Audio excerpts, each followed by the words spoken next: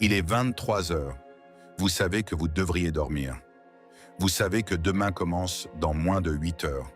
Et pourtant, vous êtes encore là, sur votre téléphone, à regarder une vidéo sur un sujet qui ne vous intéresse même pas vraiment.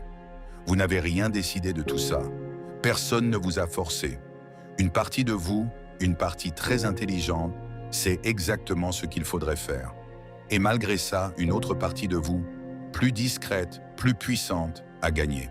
Ce moment, vous l'avez déjà vécu des centaines de fois. Un rapport à rendre, un appel à passer, une salle de sport à rejoindre, un mail auquel répondre. Rien de compliqué, rien d'impossible. Et pourtant, vous repoussez, encore et encore. Puis vous vous en voulez, puis vous recommencez le lendemain. La plupart des gens pensent que la procrastination est un problème de paresse ou un problème de gestion du temps. Ce n'est pas ça. Ce que les recherches en psychologie et en neurosciences ont découvert ces 20 dernières années est beaucoup plus étrange et beaucoup plus rassurant à la fois. Votre cerveau ne procrastine pas parce qu'il est cassé. Il procrastine parce qu'il fait exactement ce pourquoi il a été conçu. Et une fois que vous aurez compris ce mécanisme, vous ne vous regarderez plus jamais de la même façon. Ce que vous allez découvrir dans les prochaines minutes va changer la manière dont vous voyez chaque tâche que vous repoussez. Mais avant d'arriver à la partie la plus surprenante, il faut comprendre une chose essentielle sur la façon dont votre esprit prend ses décisions. Commençons par une expérience de pensée. Imaginez que vous ayez deux options. La première, recevoir 100 € aujourd'hui. La seconde, recevoir 110 € dans un mois. Rationnellement, la seconde option est meilleure. Un rendement de 10% en un mois, aucune banque ne vous offre ça. Et pourtant, la majorité des gens choisissent l'argent immédiat. Ce biais s'appelle l'actualisation temporelle, ou en anglais, temporal discounting.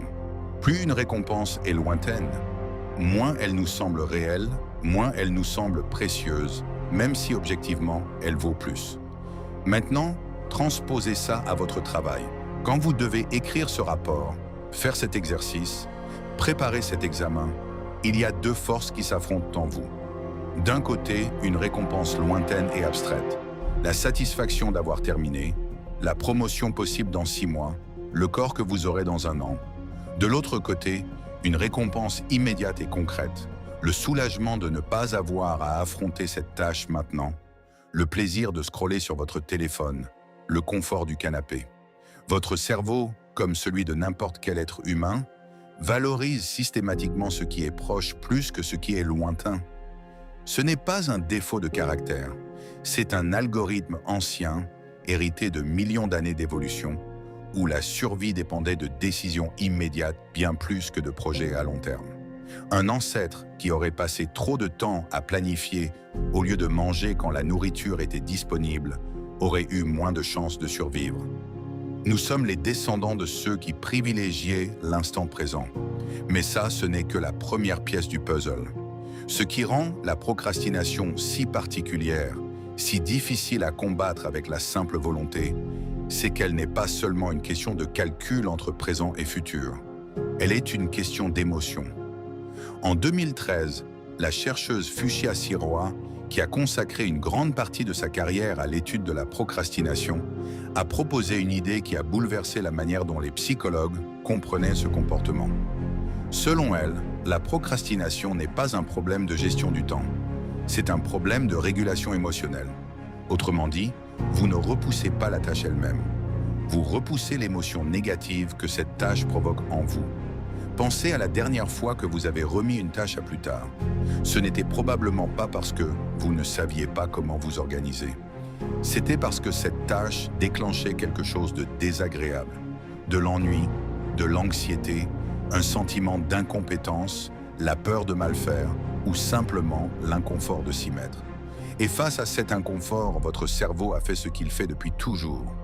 Il a cherché à réduire immédiatement une sensation négative. Ouvrir une application, regarder une série, ranger votre bureau, tout sauf la tâche en question. Ce sont des gestes qui procurent un soulagement instantané. Ce soulagement, c'est une récompense. Et votre cerveau adore les récompenses immédiates. C'est là que les choses deviennent plus surprenantes encore. Ce mécanisme n'implique pas seulement votre volonté ou votre motivation. Il implique une véritable bataille entre deux structures cérébrales. La première, c'est le cortex préfrontal. Il se situe juste derrière votre front. C'est la partie de vous qui planifie, qui pèse le pour et le contre, qui pense au futur, qui vous dit « Commence ce rapport maintenant, tu seras soulagé ce soir ». C'est en quelque sorte le pilote rationnel de votre cerveau. La seconde, c'est le système limbique, et en particulier une structure appelée l'amygdale, associée aux émotions et à la détection des menaces. Ce système est beaucoup plus ancien sur le plan évolutif, beaucoup plus rapide et surtout beaucoup plus puissant en termes d'intensité émotionnelle. Quand une tâche est perçue, même inconsciemment, comme menaçante ou inconfortable, le système limbique s'active et cherche à éviter cette menace le plus vite possible. Le problème, c'est que dans ce duel, le système limbique gagne presque toujours à court terme. Il est plus rapide, plus viscéral, moins fatigable dans l'instant. Le cortex préfrontal, lui, a besoin d'énergie, de concentration, et surtout, il se fatigue. C'est ce que les chercheurs appellent parfois la fatigue de la volonté, même si ce concept a été nuancé ces dernières années.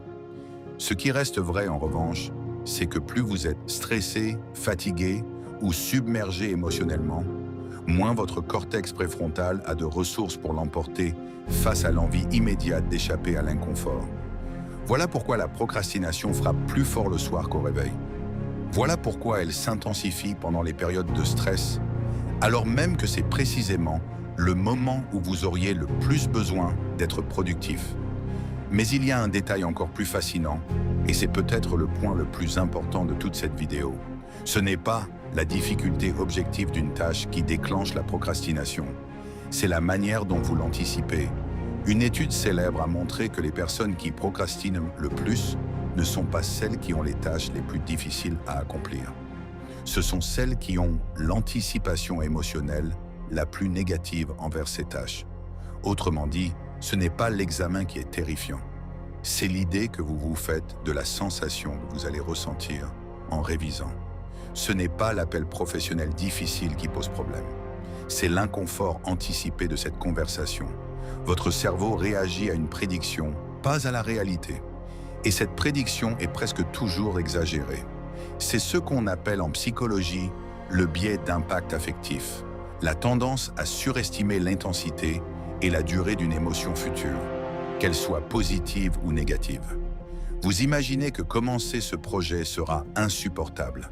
En réalité, dans la grande majorité des cas, les 5 premières minutes sont inconfortables, puis l'inconfort diminue rapidement une fois que vous êtes en mouvement. Mais votre cerveau, lui, ne se souvient pas de ça. Il se souvient de l'anticipation, pas du déroulement réel. Prenons un exemple très concret, celui que beaucoup de gens reconnaîtront immédiatement. Vous devez faire du sport. Vous savez que ça vous fera du bien. Vous savez que vous vous sentirez mieux après. Et pourtant, chaque soir, vous trouvez une bonne raison de reporter à demain. Ce n'est pas la séance de sport elle-même qui vous freine, puisque vous savez déjà, par expérience, que vous vous sentez bien une fois que vous avez commencé. Ce qui vous freine, c'est l'image mentale du moment juste avant. L'effort du démarrage, la fatigue anticipée, l'inconfort du changement de rythme. Cette image dure quelques secondes dans votre tête, mais elle suffit à activer le système d'évitement. Ce même mécanisme explique un autre phénomène très répandu, celui du perfectionnisme. Beaucoup de gens pensent que les perfectionnistes procrastinent moins, puisqu'ils veulent tout faire parfaitement. C'est en réalité l'inverse. Les perfectionnistes procrastinent souvent davantage, parce que l'anticipation de ne pas être à la hauteur de leurs propres standards génère une charge émotionnelle immense. Plus la peur de mal faire est grande, plus l'évitement devient une stratégie de protection. On ne repousse pas parce qu'on ne se soucie pas du résultat. On repousse, paradoxalement, parce qu'on s'en soucie trop. Il existe une autre dimension de la procrastination qui mérite d'être expliquée, car elle change complètement la façon dont on peut la combattre. C'est la manière dont vous percevez votre futur vous-même.